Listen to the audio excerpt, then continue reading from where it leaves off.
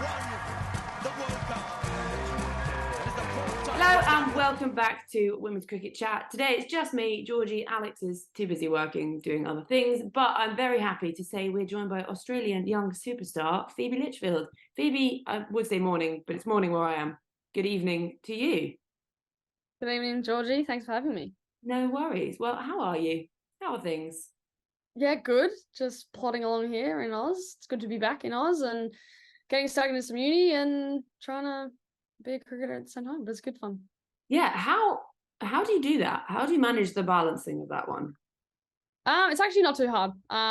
Can't complain. I think I'm lucky to be able to study. So, yeah, it's fun. Just gotta, when you're not cricketing, just put some work into some uni, which is lots of fun. And so what are you studying at uni? Is it communications? So yeah. nice? And am I right? Are you still doing your film kind of stuff on the side? Yeah, so that's I'm doing studying media arts and production, which is film studies and producing docos and stuff like that. So it's part of the degree. Oh, that's really cool. So you're going to start doing them like around and about tours and stuff. You're going to go AJ Wellington style and just film everything. Not to that extent, but and I don't know if I'll ever do something in cricket, but yeah, sort of just a hobby of mine. Yeah. Yeah, and it's quite nice to have something else to do, I guess, that isn't just cricket. Very much so. Yeah. It's like when your hobby becomes your job, then it's no longer a hobby and you've got to find something else. That's it. So fingers crossed for cricket. No, I'm just joking. I love cricket. That's fine. And so throwing it back to cricket, way back, how did you first get into it? So just started pretty much like every other kid in the backyard with my brother and dad. And then just quickly progressed to sort of playing underage rep stuff and starting the pathway for New South Wales in Australia, and the next minute signing a contract for Thunder, and it went pretty quickly, but yeah, so much fun. And with that Thunder things, you were 16 when you signed at Thunder, was that right? Yeah. What was that like? Did you feel like, oh my god, I actually am so young? Yeah, it was weird. I think part of me I was ready, but also part of me didn't expect it at all. And because the New South Wales and Thunder contract sort of came around at the same time, and wasn't expecting it. But once I got it, I was like, okay, let's do this. It's another challenge, and let's see if I can make it in the big leagues.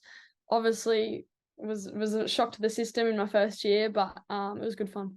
And Game 2 made a half century, being the youngest women's big bash half century. So you sort of made your mark pretty early on. That must have been pretty cool. Yeah, I think it was pretty cool. To be honest, I nearly lost that game for our team. My strike rate wasn't amazing, but to come away with a 50 after a debut weekend was pretty cool. And I feel like debut is one thing, but if you score runs, it's like an added bonus. So that was pretty special. And did you then have to go I guess it's summer holidays. I was going to say, did you then have to go back to school and be like, hey guys, just being a professional cricketer and now I'm back at school again? Yeah, it was actually quite funny. So that we played Saturday, Sunday, I think, and then I drove home that night and went to school on Monday, and my friends were like, oh my God, congrats. So that was pretty cool. Yeah, it's like, what did you do this weekend? They're like, oh, I was drunk in a field. And you're like, oh, I was just playing professional cricket. It's fine, whatever. Obviously, no one ever got drunk in fields, age 16. Anyway. Oh, God, I digress. What was it like growing up and being and sort of knowing that there really is that viable career as a professional female cricketer? Because the Aussies were so far ahead of everyone with making that a reality. Yeah, initially I started the game just because of the love of it and never really thought of it as a career, I guess, until I was probably, 14, 15, where, the talks of contracts and all that stuff sort of came about. And, initially, because I started so young, I guess, in my professional career, it wasn't really a job, and it was like just I was playing cricket during school, and I just got paid for it, which was like an added bonus, and it was so cool to just be part of that. But to grow up looking, being able to watch, the likes of Meg Lanning, Alyssa Healy, Elise Perry on TV, to then go, wow, it's actually a viable option as a career. It's pretty cool, and just blessed that I'm in that generation of players, I guess. And also, you've grown up watching them, but now you play alongside them. Was there ever a moment when you were like walking into the dressing room and like, oh my God, these are my heroes, and now I'm sat next to them? Yeah, there was plenty of moments, and it still happens, to be fair. I did some media thing with Elise Perry the other day, and I was sitting there, I was like, this is weird, like, but anyway, it's pretty cool. And obviously, Elise Perry, also pro footballer at the same time. Hockey, your other sport, am I right in that? Yeah. And did you ever have to sort of sit down and make that decision, like, right, I'm going to have to put this to the side and it's cricket now? Yeah, I sort of, when I was 16 and before I was about to sign the contracts, I was making the decision between the two sports. And I think, honestly, I was probably better at cricket and probably found that I could go further in cricket, but still enjoyed hockey just as much, and definitely miss it nowadays. But the two sports work well hand in hand. So I was lucky enough to play it until pretty much last year. So yeah. Yeah, and how much crossover do you find? Do you ever find yourself sort of playing shots and be like, this is something that's definitely come from hockey? Yeah, I think it talks about the reverse with the quick hands and that kind of thing. I think playing hockey right-handed has helped my left-handed game. But yeah, there's also, I think, the agility and speed aspect. Like, I remember my first probably 3 years of being contracted, I hardly did any running sessions because I was just playing hockey and getting fitness through that, and speed and agility. So I think, yeah, they work well together. Yeah, I think a lot of people get that when they play other sports. We spoke to Ellie Threlkeld, and she was a pro footballer, basically, and she was like, it was so good playing football. You never had to do external fitness. Now I have to do it myself, and I hate it. I guess that's fair enough. And so you grew up playing hockey and that as well. Were you ever playing cricket on boys' team, or is the setup enough that you've always been able to play for girls' teams? Yeah, I think nowadays you can pretty much go all girls cricket, but I was from the country, so there was hardly any girls playing cricket. I was the only one in my team pretty much until I was 16. So yeah, that was pretty cool being the other one out, and I loved it. I was very much a tomboy, so I sort of just thought I was one of the boys at that stage, and it wasn't until I was a bit older when they're all putting boxes in, and I'm going, wait, what am I doing here? And there's Please tell me you asked to buy a box. No, I was like, oh, Mom, I need a box. And then Mom's like, no, you don't, darling. But then like I started playing like men's cricket, and I was like, well, like they're bowling really quick, like quicker than I face in professional cricket. And it's like, Dad, like I feel like I actually need one because I need to protect the baby maker. So hurts. It does, I know, but obviously not to the extent. But anyway, getting back to the junior cricket, yeah, it was lots of fun with the boys, and then sort of just progressed with my age group and ended up playing, men's first grade in Orange, which was I think played dividends for my cricket ability, I guess. Yeah, I was going to say, do you think that's had a real impact on your game playing with the men and like mentally as well? Because you get a lot of people who be like, oh, it's the girl, that kind of stuff. Yeah, I think skill wise, it's probably fast tracked a lot of reaction time and fielding harder balls and things like that. But on the mental side, it was quite funny that some of the opponents saw a girl and they were like, what is this? They'd slow down, and then I'd whack a few fours and they'd speed up again, and I go, okay, or bounce me or something like that. So there was a lot of banter in that kind of way, which was fun. Yeah, and so from there went on to play obviously New South Wales and Thunder, and then there was that video that I want to talk about of you in the nets that went viral, and suddenly everyone was like, oh my gosh, who is this girl? Keep your eyes on her. Can you talk us through that one? Yeah, I reckon that was in my first week down in Sydney for the breakers for the New South Wales team, and I trained remotely at home and would only come down for the holidays, so it was my first sort of session with all the girls, and there was this guy with a camera, and I thought he was just videoing like everyone, and then a couple of weeks later the video got like released, and one of my friends was like, what is this, like it's like popping off, and I watched it, I was like, what? I didn't even, like, they didn't even ask me, but it was like, okay, cool.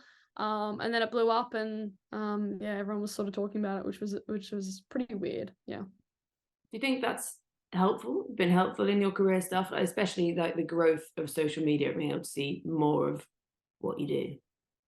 Yeah, I think, the fact that a young girl is getting that exposure like in women's career is probably a cool thing.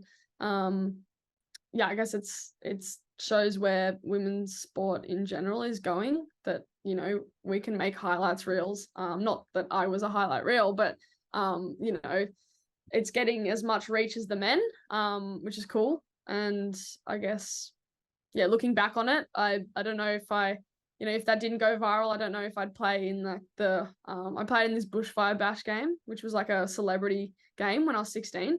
And at the time I was like, oh my God, yeah, let's do it. And then I look back, I'm like, why the hell did they ask me? And why the hell was I playing in that? Like rubbing shoulders with like Ricky Ponting and Brian Lara. So I reckon I've got that video to sort of thank, to sort of get me a spot in that cool match. But yeah. Yeah, and what was it like playing alongside them? I wouldn't even like be able to speak, let alone play, and you're just a bit like raw and you speech paralysis. That would be me. Well, it was kind of weird, I think, because I was so young. I was just like, oh, like, let's do it. And I probably didn't properly soak up what the day was actually for and how awesome that was. So yeah, I wish I could have played it a bit older and actually experience it properly, but can't complain. It was pretty cool.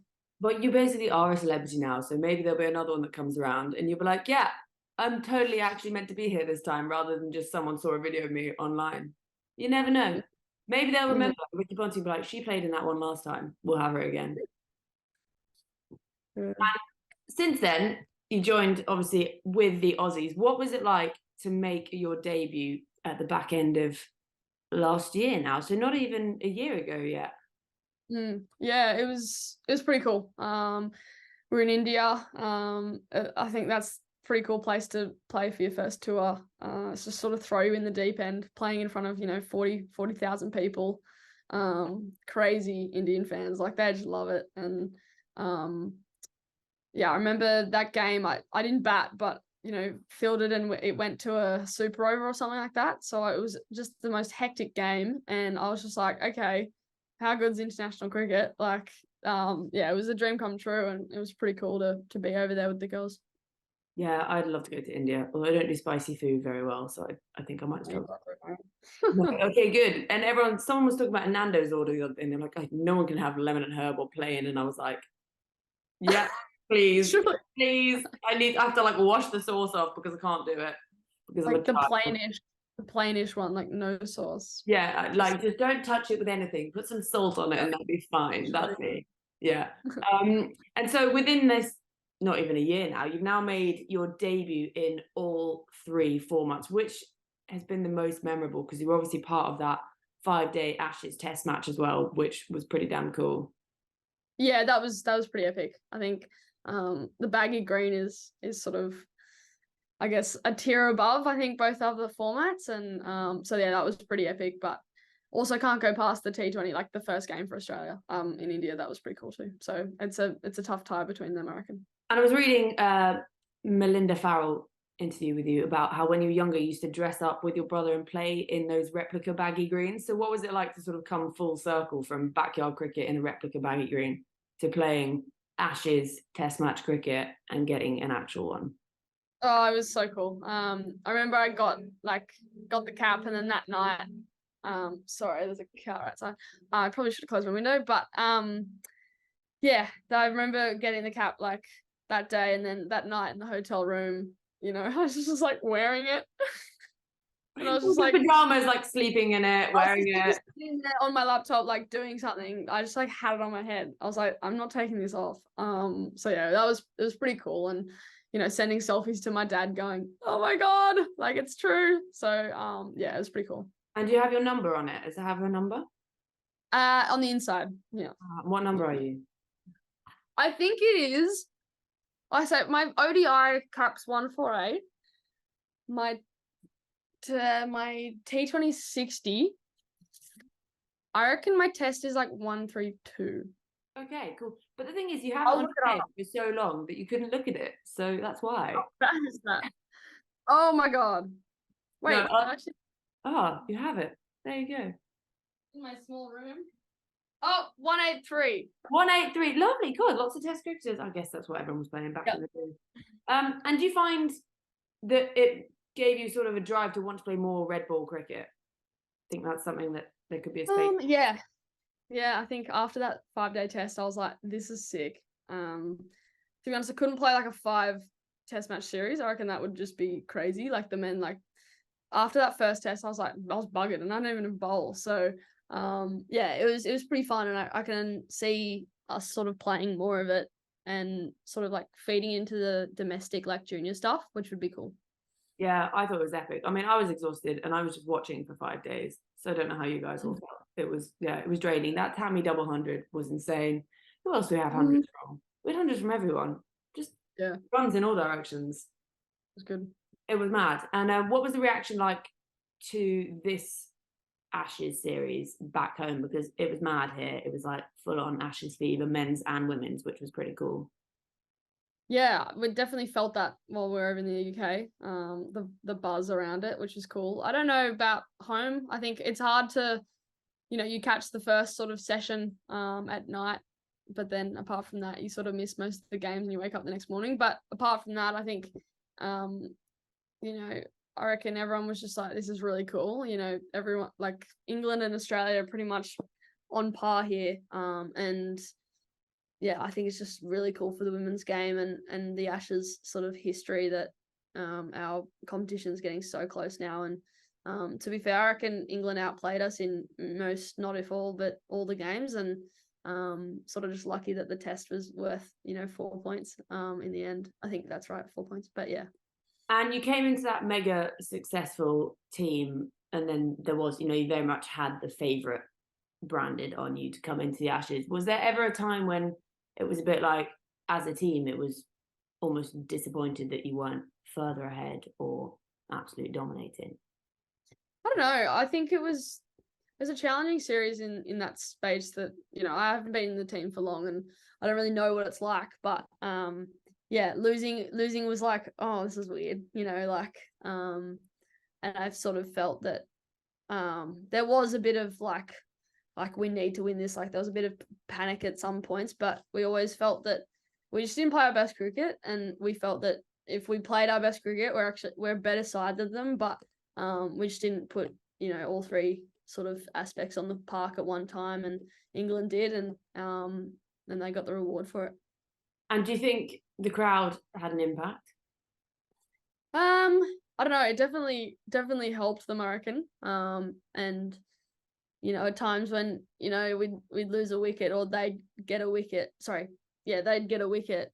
Oh, the roar. I remember watching I was running drinks for like the T20s, and one of the games that I think Edgbaston was just elite. Like I remember just the atmosphere and the momentum I think we were chasing. So each wicket England got, like the crowd just got so much more energetic, and that was a pretty cool thing to witness. And you talk of like cricket in momentum in cricket, and I feel like the momentum switched, and then we just couldn't get it back because like the whole English like support team was just on them.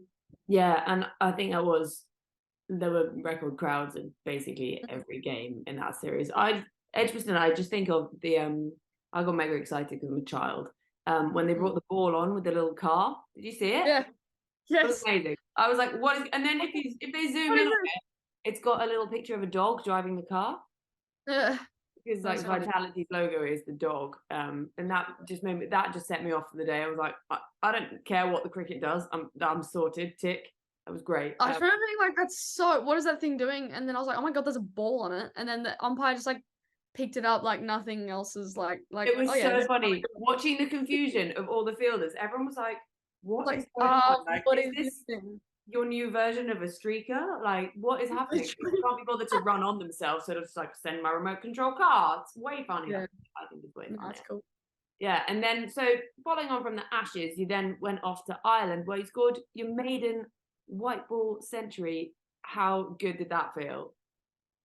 Yeah, it was a good feeling. I think after a sort of lean patch in the Ashes, it was nice to get some runs finally, and to do it with Annabelle Sutherland down the other end. She also struck her maiden ODI century, so that was pretty special, and it was a pretty cool day. Was it hard to sort of keep that momentum to carry on after such a big, long, draining Ashes, and then being like, right, tomorrow we're heading to Ireland, we gotta go again? Yeah, it was tough, and to be honest, I was just like, oh, we're playing cricket again. Like I was fine, but some of the old how do you say? Anyway, some of the older players were like, oh my god, another tour. But Dublin was actually really cool, and the Irish team were really fun. Yeah, it was good sort of to get out there and play Ireland. I think it was really cool. And then you had all the fun of the rest of the summer, the sudden call up to the Northern Superchargers. What was it? Off to chase some pop chips, which actually I've only just discovered as a crisp, and they're bloody good. Are they? I've never actually had them. Oh my god, I actually always massively underrated them and like, what a cop out. That's not a real chip. The barbecue ones are tip top, and they're like perfectly circular, so they fit in your mouth perfectly. Like if you eat Doritos, they're just spiky and like not. Pop chips. I am all here for. Yeah, sign me up to Northern Superchargers. Or like rubbish in purple, so maybe not. What was it like getting the call up, being like, right, now I'm coming back to England, joining the Superchargers and jumping on the 100 train, which is mad? Yeah, it all sort of happened really quickly with Elise's injury and I think the second ODI against Ireland, and yeah, I didn't really think anything of it, and then Midgie was like, hey, how do you feel about the 100? And I had this like holiday planned in South France and Italy, and I was like, let's play the 100. So that was lots of fun, and so glad it was, came out of unfortunate circumstances, but I think it was a really, really fun month. And you seemed to really enjoy it, and it sort of showed in your cricket. Basically, you absolutely bossed it and scored a ton of runs. Did you feel like you were in just really good form, or was it the whole everything around it, the atmosphere, the team, the whole tournament as a whole? Yeah, I think you can put it to the atmosphere and the Superchargers. Like, they were an awesome team, but I also think the way it came about, it was sort of just like, oh, last minute, nothing to lose.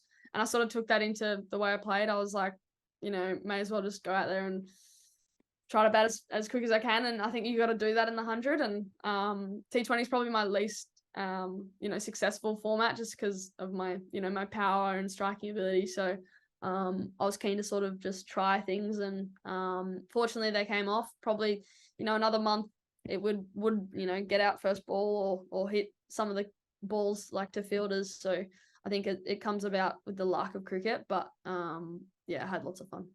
You an honorary Northerner now? Oh, I don't know. I think so. Yorkshire pudding to breakfast and tea. After spending a month with Holly Armitage and Danny Hazel, I think I've become a Northerner. But they're like proper Northerners. They're proper. Yeah. Like, what are you saying right now? Wait, let me just put this into translate. What? Literally.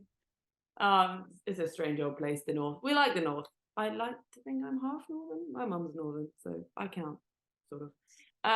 And so that was a really successful time for you. But what was it like to be able to sort of just finish off and go back home and be like, right, actually have some R&R now? Or was it like back into uni, back into life straight away? Yeah, back into life. I sort of neglected uni when I was over in the UK, and I think you're allowed. Dug myself a hole though. So when I got back, I was like, oh god. Quickly discovered that I had a few assignments due and a lot of things to catch up on, but got that sorted and caught up now. But had a few, probably like 10 days off cricket, and it was really nice to get home and just chill. And then got stuck into some New South Wales training, and we had our first round over the weekend. So that was cool. Yeah, and so it must be nice you're into it now, and you're like, I actually am a fully fledged international cricketer. Do you find that ever brings any more pressure on you when you're playing domestically? Yeah, to an extent. I don't really think about it, to be honest. I sort of see me playing international cricket as like, oh my god, yay, instead of, oh shit, now I'm like supposed to be this player. So whenever I play domestic cricket or the Big Bash coming up, I'm not going to think too much into it. It's a ball and a bat at the end of the day. So I'll just try to score runs. And the Big Bash it was sort of the one that led the way for women's cricket, wasn't it? how excited are you for that to start again? Because I love the Big Bash, and annoyingly, it's on usually when I'm asleep. Yeah, no, I love it. It's probably the favorite like month and a half of the year, so really keen to get out there. And the Thunder have a pretty good list this year, so I'm really excited. Yeah, I was going to say some of your overseas signings. What, Heather Knight, Lauren Bell, Marizanne Kapp? I mean, any team with Marizanne Kapp in goes it's pretty way successful, up in so everyone's estimations. fingers crossed. And obviously, we met and had Cappy with us at Fair Break earlier on this year, which honestly seems years ago now. What, like, Crazy. only in, what is it? I don't know what month we're in. So it's the end of September today. And that was back in March. What was it like to come in? Because you were coming quite late to that one, didn't you? Yeah, late as well. I think I was replacing some other player, but yeah, that was lots of fun. I remember sort of just going, yeah, let's do it. And turns out it was a really fun tournament, and I think really rewarding, both on and off the pitch. So yeah, it was lots of fun. And do you find that with a tournament like that, especially, you're sort of learning as much from these, in inverted commas, associate nation players as much as they're learning from you? Oh, for sure. I think it just speaks to the gratitude of you know, they were so grateful to be there.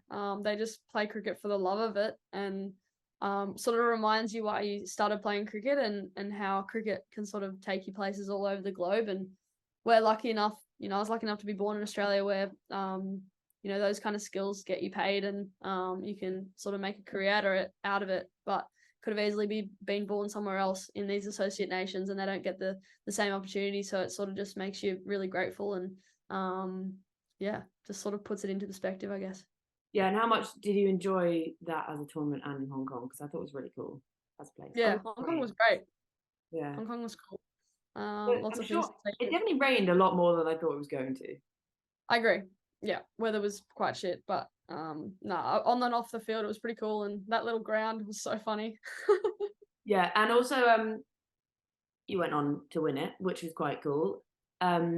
Especially after the Warriors won one game last year. I think yeah, they were bottom of the table, so it was Quite a nice turnaround. And what's it like to have Pricey as your coach? Because I think she's a bloody good egg. Yeah, Pricey was great. I've never had anything to do with her. Just she's been on comms for my games, so I've sort of or our games for like Big Bash, so I've listened to her and been on the other side of it, but never actually met her. So that was awesome to sort of spend time with her and get to know her, which was good. Yeah, she's a good egg. Anyway, I'm aware I don't want to keep you all day. I've also just been invaded.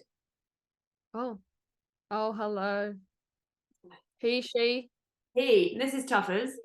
Tuffers. He often makes an appearance and then is just annoying. Anyway, Mm.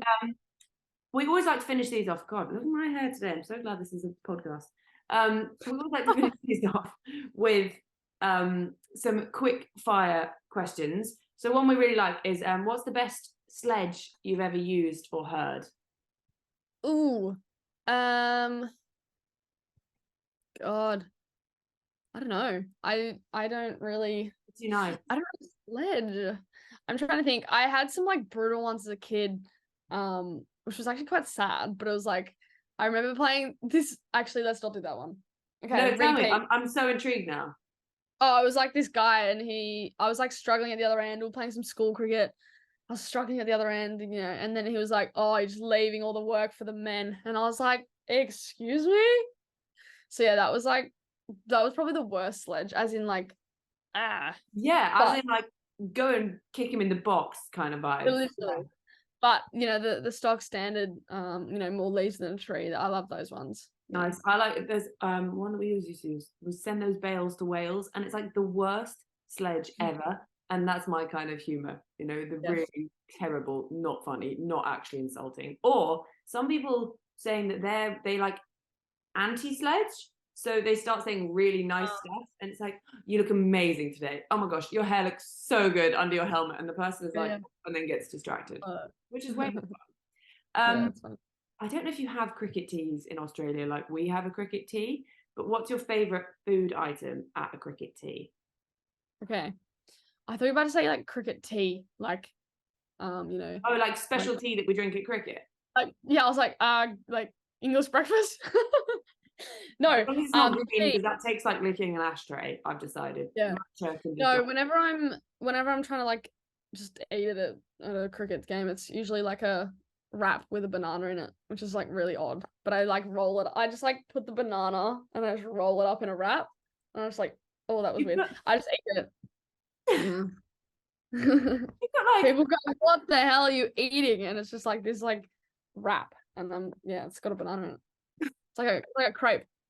But it's also like questionable because people going, wow, what are you eating? But anyway, it's funny. Wow. Do you put like peanut butter or like chocolate spread or something in it? Or is it literally the banana wrapped in a wrap?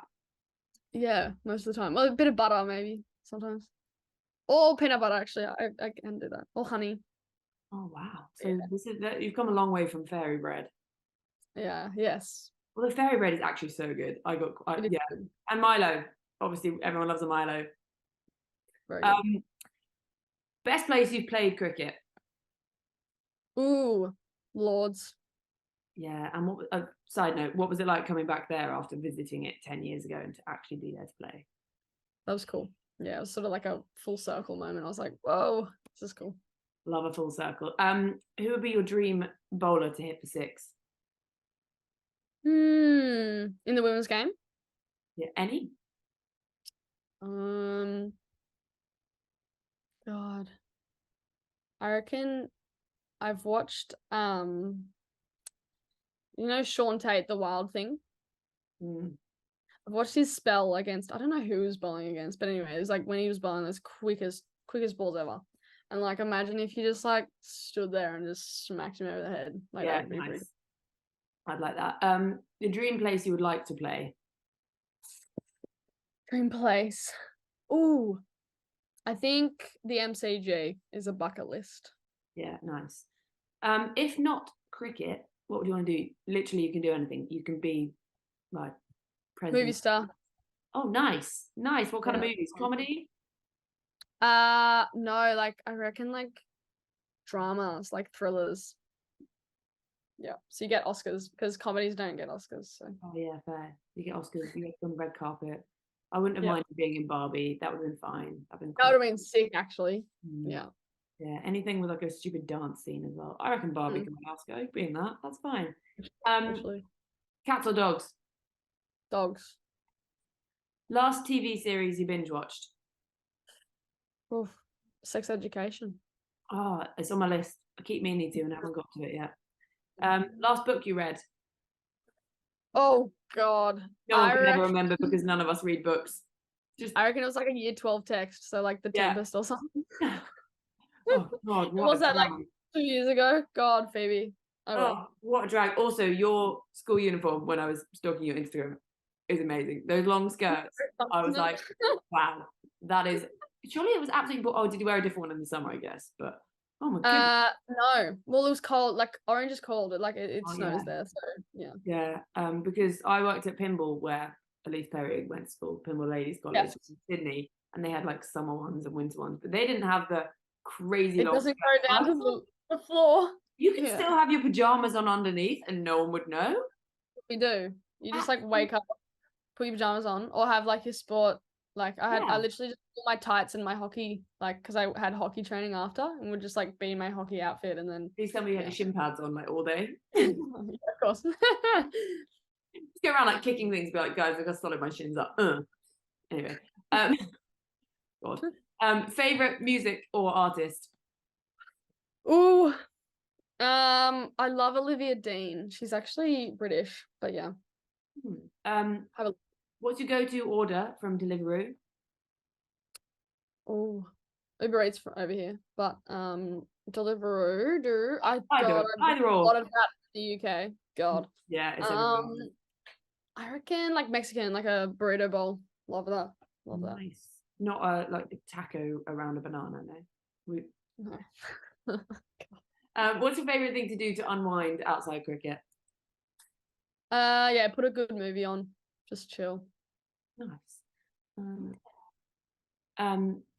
Favorite Disney character? Ooh. Probably like someone from The Incredibles. So Dash. I really liked Dash when I was growing up because he was so quick. I wanted to be him. That's a really good. Yeah, nice. I can never do that. But also, actually, is that Pixar? Oh, I don't know. But Bit of Anna, both. well, no, whatever, because I said Shrek and he's definitely not Disney, but I just love Shrek. It's Yep, you know, you're like, I need a movie to just sort of have on in the background. Shrek. Yep. I even put it on my Hinge. What's your favorite movie quote? And I wrote, ogres are like onions. And the amount of people that reply to it, and I was like, I knew there were people I could get to know out here. That's so good. Oh, weird. What would be your dream Sunday Dream Sunday. other than just playing club cricket and hitting old men? Oh no, club cricket. No, I probably like waking up, going to the beach, having a swim, and like getting a good brunch, and then like nap and watch You also TV. in your brunch. Are you a coffee snob? I'm not. No, I haven't got into it. I just can't be Yeah. bothered. It's too much effort. Pricey Yeah, was the worst. When we were in South Africa this year, it took like 10 days of South Africa for her to find somewhere that she actually liked the coffee. And I think the she had like 3 back to Yeah. back and was like, this is really good. And I was like, you don't need to make up for 2 weeks worth of not drinking flat That's white. funny. Okay. Yeah, I just go black coffee and I'm like, it's the same everywhere. Then it's so easy. Well, I won't keep you forever longer because we're turning. I don't know what time it is with you anymore. My dog is making stupid noises. You're making stupid noises. God, it's like having a child, but I don't know what it wants. I have to pick up its poo. Yes. So, yes. Anyway, he's great. Phoebe, thank you so much for joining us. Could you let our listeners know where they can find you on the socials? Yeah. Instagram tags, I think Phoebe Litchfield. Phoebe.Litchfield. Oh god, I probably should know. Wait. I will let you know right now. Phoebe.Litchfield on socials. Wonderful. And yeah, no, we don't need the Twitter. Wow, God, I am middle-aged. My mum calls it the WhatsApp. So, but thank you so much for joining us. It's been absolutely fab. And go well. Good luck with the rest of the season. I'm gonna have to start supporting you guys now because I've got far too many women's Big Bash teams. That's the problem. So I'm gonna win either way, basically, because I can't nail the colours to a mast. But thank you so much and have a nice evening. Thanks, Jordan. See you later. Bye.